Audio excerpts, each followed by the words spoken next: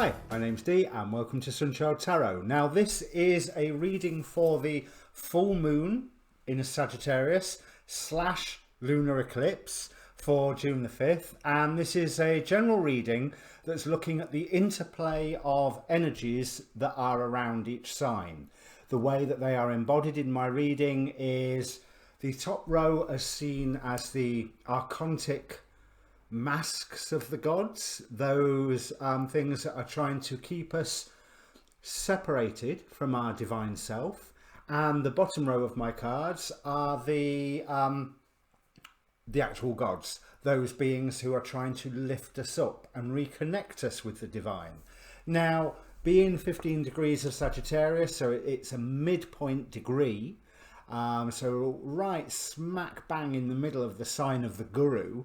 So I think there might be quite a lot of, there's been an emphasis on a lot of the astrological movements recently, aspects I should say, about seeking out truth and personal truth. And the full moon in Sagittarius probably leaves us a little bit of a trap that we can be very, very assured in our truth. Now, I'm not going to discuss the astrology too much because I've already posted on the Facebook group, link down below in the description, at least 2 videos about this full moon. The first 2, Razalila Healing and Ksenia Moore, I recommend watching both of those. They can explain aspects of this full moon far better than I can. Now, this is a bulk introduction. There'll be a timestamp down below as well, so that you can watch more than one. And I recommend that you watch more than one. You want to watch your sun sign, obviously, but your rising sign as well, especially if you know what house Sagittarius is in for from your rising sign. And your moon doesn't go amiss, certainly not with a full moon reading. So 15 degrees Sagittarius. Now, this full moon is a penumbral lunar eclipse, which means the Earth's shadow just slightly touches the edge of it, but it is nevertheless an eclipse, and therefore will have an effect at least a week beforehand and a week after is what I've heard to start off with, because it does get superseded by an upcoming solar eclipse. But eclipses effects can be a long time, and full moon eclipses or lunar eclipses are very much about bringing things to an ending and completion of things, but they are also abrupt changes. You can't necessarily always know how an eclipse is going to manifest apart from change. Change is definite. Now, this eclipse forms a T-square to Mars and Neptune in Pisces. Mars is confused in Pisces at the moment. It's coming up to its conjunction with Neptune, where it gets a chance of being doused by the massive ocean that Neptune is. But it also, to me, represents action regarding your dreams and action regarding spirituality if you don't allow your Martian flame to be doused. Now, the T-square to Mars, and less so to Neptune, but still including, basically it's a very challenging aspect, but it does give a potential for success. Now, what I'm even more interested in is the fact that this is less than 1 degree off from the galactic center.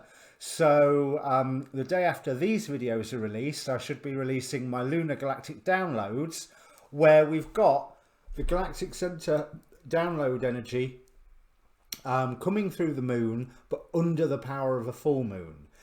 This lines up immediately with the Great Attractor, which is a force out in the universe which is pulling multiple galaxies after it, including our own. It's been observed, as in seen that the galaxies are being pulled, but it's not been observed in and of itself, so it's indicating that it's very, very, very far away. But to be demonstrating an effect over multiple galaxies indicates, well, quite a lot of power. And of course, every time that we conjunct with the galactic center, the Great Attractor is right behind it. So it may be that just as the moon translates the galactic center energy, the galactic center may well be translating the energy of this Great Attractor, whatever it is. Now I'm going to read, I think I'm going to read the inside degree. What really got me was the Omega symbol, and I found a document with all the Omega symbols on them. I have yet to find out what the Omega symbols are, but it is a magician's wand sprouting golden leaves. What we set into motion now,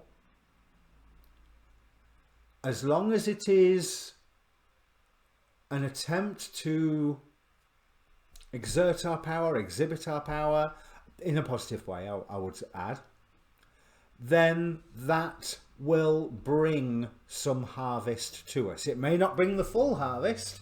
You know, this wand might be sprouting golden leaves from it, but you wanted to grow an entire forest. So, you know, it's depends what scale you're wanting to work on. But if you wanted golden leaves, then you've got them.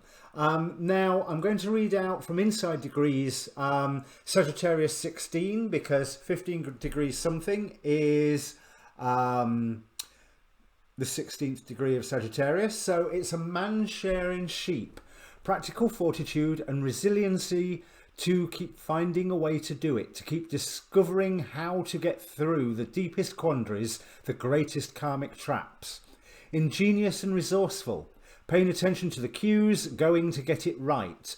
You're involved within a path which requires discipleship or apprenticeship, learning the ropes, building up fresh capacity in this lifetime to scale the heights.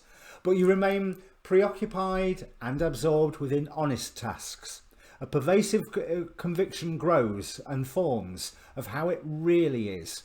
You're willing to take every step to reach a far goal and attentive to what is really there. A throwback to the old ways of a rural past, oddly comfortable in adopting forms and moving through phases and taking on the worlds. The journeyman knows the ways of the journey and gathers Earth's wisdom in small bundles, knowing how to be there when it counts. So that packs a lot into it, especially considering the state of the world, the state of the economy, the state of America at the moment. And there was one other degree, the Azoth symbol, which was thoughts being exchanged by many people over great distances. So there is that wonderful sense of community, which is reinforced by that inside degree that I read out to start off with. Now, housekeeping, like I said, there's the Facebook group down below, page, sorry. But the important thing is that page has an inbox. So if you're wanting to approach me for a personal reading, feel free. That's one of the ways you can do it. There's also a Twitter down below. I would very much like if you would comment and give me feedback on the reading. I've been doing these Full Moon Gods at Play readings for a while, so I'll be interested to see what you actually think of them and what you think of the spread and the how it's all put together. And also I try and respond to all of the comments. Thank you very much for everyone who's commented so far and everybody who has subscribed. I'm a young channel. I'm 8 months old, I think. I'm 8 months old now. And every subscriber helps. Your next reading obviously will be that Lunar Galactic download. This month I am still to do my starseed guidance. I've done, new thing, I've done Chinese zodiac readings this month as well. So I've done the 12 Western signs and the 12 Chinese signs, so that's well worth a look. Mars conjunct Neptune later on in the month, and the second Jupiter-Pluto conjunction, this time with Jupiter in retrograde. I'm not even sure if Pluto might be in retrograde. Yeah, it is. So both of those in retrograde this time, so that's towards the end of the month. I think that's everything. Now, as I said, you can ask a question before this reading. It's not really a spread that is designed to provide you with an answer like some of my other spreads are, but you can ask a question if you want. Take a moment, think about all the questions around you. You've heard me say this before. Pick one of them, focus on it. Be aware of all of them, because the cards will answer what they want. Right, that's it. So let me bring up the cards. Okay, Scorpio. So what I see here is the world is beset with chaos and strife, with Set and Eris as the forces that are opposing you. And interesting, we have Ma'at with Judgment sat right in between them. So we have Helen of Troy of Beauty as an oppressive force, Chaos with Set, Ma'at with Judgment, Eris with Strife, Artemis with Individuation, and Dionysus with, well, just Dionysus in this card. I say with out of habit. So the forces that are working against you, it seems to be that, yeah, there's chaos and strife in the world. That's not news right now, really, is it? But sitting in judgment of it is a trap in and of itself. Now this, bear in mind, this could be referring to global situations or national situations or personal situations. And I would hope this is for personal, but there's an element of macrocosm, microcosm going on in a lot of these full moon lunar eclipse readings, to be honest. And with Helen of Troy with Beauty here, it's almost like you are being attracted to an ideal that is making you take a role, a Scylla of drama here, within all this chaos and strife that's going on, whether that's in a personal aspect, like I say, or a bigger venue. That's not the word I'm looking for, but that'll do. However, there is an earth-shaking event coming. Whether that's just a realization of something which makes you go, oh my God. Oh, well, that calls into question like 500,000 things that I used to take for granted.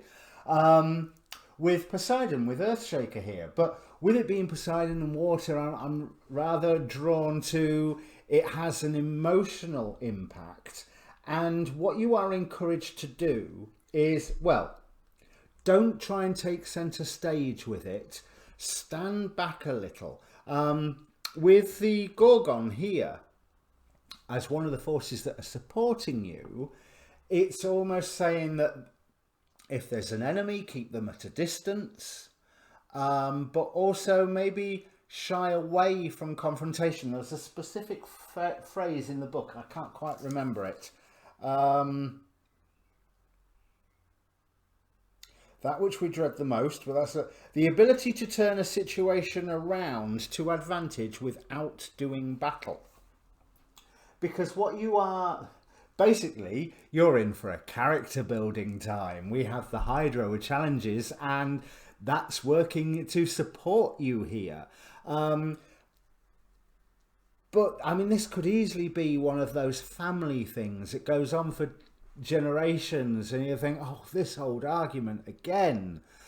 Because we have Aniel here with breaking the circle. So there's some long-term issue that the chaos and strife that is almost working to distract you from it, but at the same time manages to highlight it.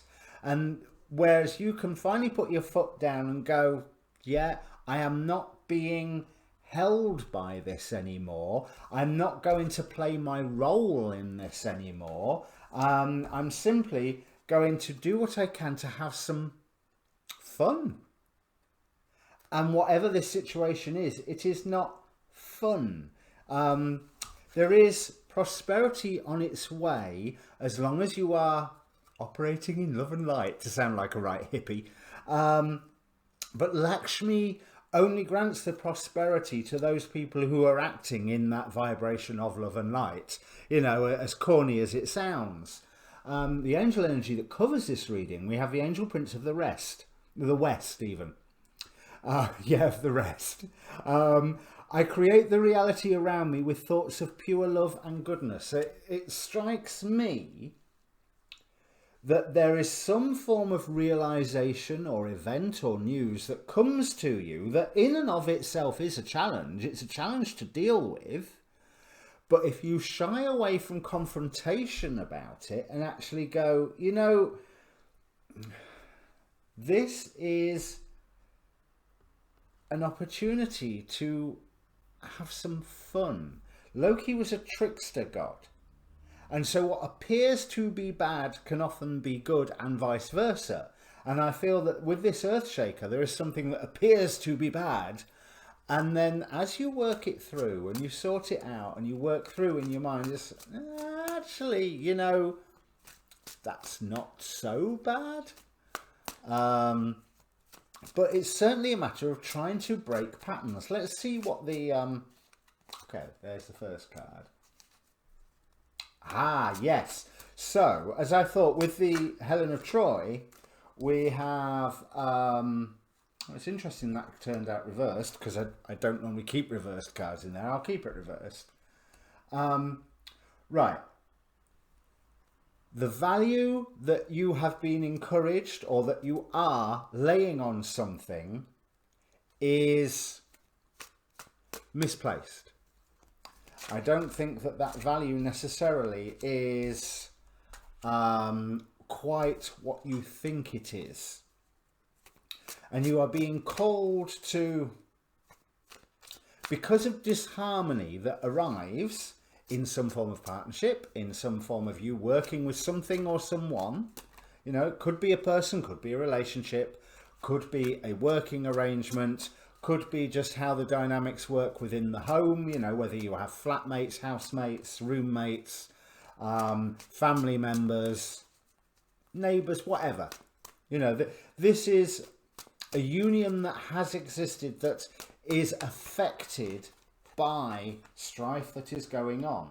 But this shock event or shock revelation, I'm going to stick with revelation because I don't like saying, oh my God, there's going to be a shock event. And you're not telling me that for 1/12 of the population, there's going to be a shock event. Then again, my Scorpio videos are hardly watched by 1/12 of the population. So I don't think that's really a worry. Right. Be careful what role you assume with this chaos and strife that's going on around you, because it is something that you can stand back for. And the fact is that it's going to keep changing really, really fast. But there is somewhere an open invitation or an idea of how you can have some fun, either with this or completely separate to this, but they will end up merging in the end because the fun aspect will help you achieve some form of role where you are acting more as a peacemaker and can turn this situation to your advantage by listening. Yes, because look, we've got Page of Cups, Queen of Cups, High Priestess with Lakshmi. The challenge has to be finding the new value in things, because I am seeing a link between these two cards. Yes, and we finish off with the Ace of Cups. You can turn this situation to your advantage as long as you are shying away from head-on confrontation, because with all this chaos and strife, not everything that you know, I don't know why I'm still shuffling, not everything that you know is reliable, but certainly there are value judgments that are being made that are not accurate. This may be on your side, this may be on the side of others, but you can break this pattern, and you can break this pattern as long as you are operating in the vibration of love and light. But you know, you're looking for your own personal truth, but you're also looking for your own personal truth in your actions, in your interactions. So it's not just saying I believe this, but it's by being the good and kind person that you believe you are. You know, literally walking the walk rather than talking the talk. But like I say, it's going to be a challenge, and there certainly is the temptation just to cut something out. But I would warn you against that, because things are changing so very fast. You've got to be careful what role that you take. And I think the role that you have to take has to be that of looking for the joy in whatever the situation is. Look for the positive side. Look for, if you know what this circle is and how to break it, look how you can trick people into coming to the realization that you have already come to, that, oh my God, this is a load of nonsense. But it must not be an argument or a confrontation. It can't just be, and by fun, I'm not meaning go to the pub and get plastered. Not that any of us can at the moment. I think restaurants are open in LA and California, and that's about it around the world. I don't know. Different places are reopening at different rates. But the charging into some form of hedonism is not what I mean. The play that Loki offers is one of crafty subterfuge, but that's the tool that you can use to not have a confrontation, but to heal this situation. We have the Page of Cups, but most importantly, follow your intuition on this. But that is follow your intuition, which involves listening to that still silent voice, which involves taking time to be still and silent, which involves not knee-jerk reacting and taking a role in all of this drama, cutting something out. Just nice and gentle does it. Gently does it. I think that might be what I'll call the reading, because that's a pretty intense reading, but hey, it's an eclipse. What can you say? And this could be on a real small level or on a real big level. It just depends on you. Okay, it depends on you. So with that thought, if this means anything to you, Scorpio, comment down below. Please press like and subscribe on your way past to comment there. And I will see you Saturday, hopefully, with the Lunar Galactic Download readings. Cheers.